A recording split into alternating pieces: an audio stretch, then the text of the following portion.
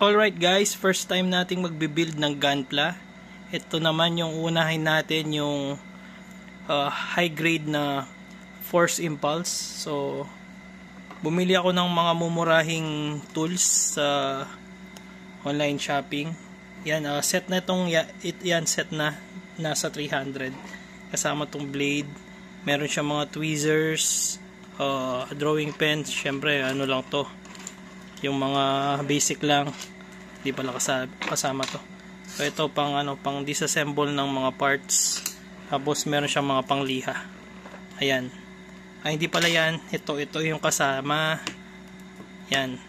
So kung medyo nagmamadali kayo, meron kayong mabibili sa Mr. DIY. Ayan. Same na same lang, rebranded lang. Yan, pareho lang. Ito yung galing pa sa China. So ayan, yung mura 300 set. Ito nasa 120 lang yata. So ayan. Check muna natin to. First time ko lang bubuksan. So ito. Tinanggal ko na rin yung tape. Okay. Ito yung laman niya. Meron siyang instructions. Ayan. So ito yung mga parts. Okay. Ayan. Ayan pala yung instructions.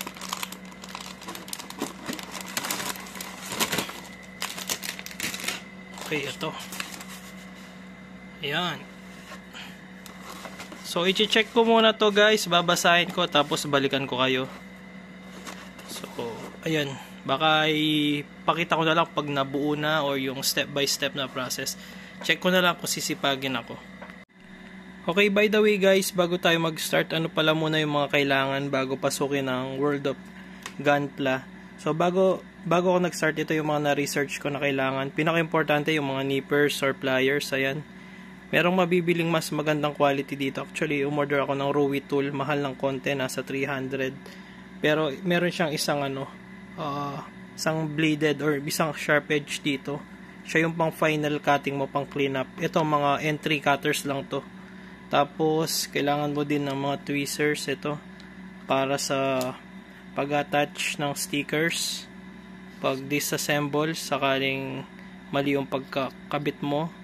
Ito, mga Gundam markers. Na lang to.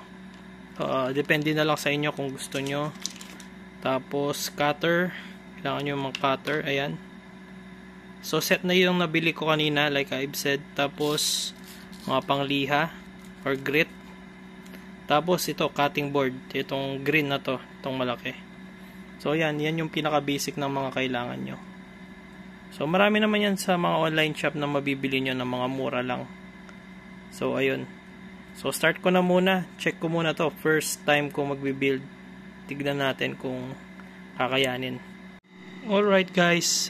Exactly after around 42 minutes, natapos ko na yung body. Ayan. So, dito pa lang ako, number 1. Yan. So, okay naman siya. Kaso, meron lang siyang mga slight, yan. Yung mga knob marks. Yan. Tsaka yan. Yan, dalawa. Meron pa dito. Yan, konti. Ayan. 1, 2, 3, 4, 5, 6. So, yan, halata sa body. Not bad siguro para sa first time. So, proceed na tayo sa number 2. Yung head. Alright, so I finished the head for maybe roughly around 35 minutes. So, ayan. So, moving on. Part 3 na tayo. Arms. Right arm. Okay. Medyo natagalan tayo dito sa dalawang arms. Left and right. So, umabot ng kulang-kulang 1 oras para sa dalawa. Yan, hindi pa masyadong pulido. Yan, meron pang mga knobs. Yan. Kailangan natin siguro mas magandang tools. Yan, okay. Next na.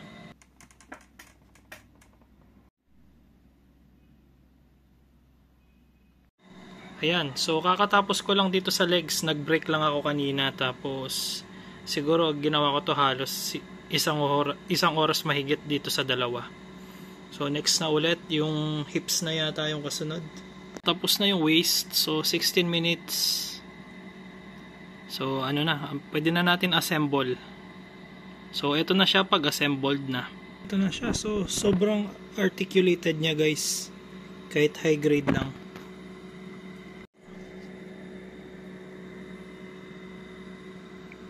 Standing position.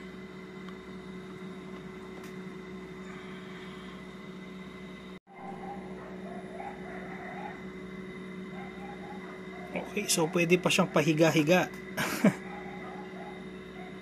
So natapos na natin yung sa likod, yung jetpack niya. So inabot ako ng 40 minutes. Medyo maselan yung paglalagay ng sticker. Ayan, sticker yan. Sticker to. Sticker din lahat yan. Pero ito red talaga siya. So ayan. Nabilib ako dito sa unit na to.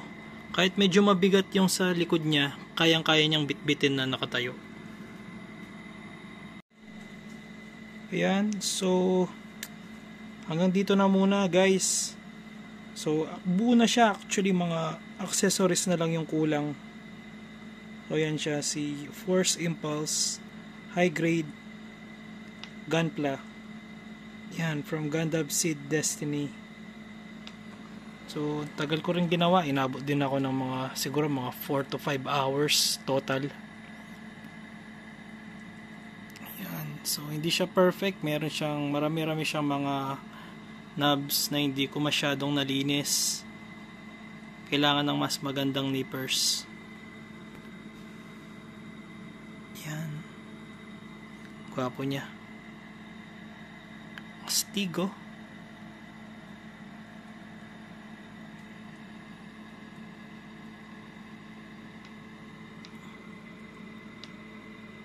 All right.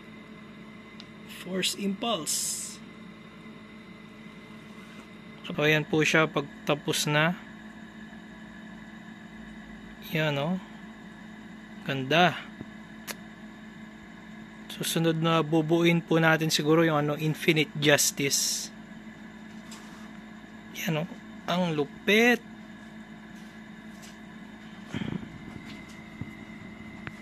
Nice.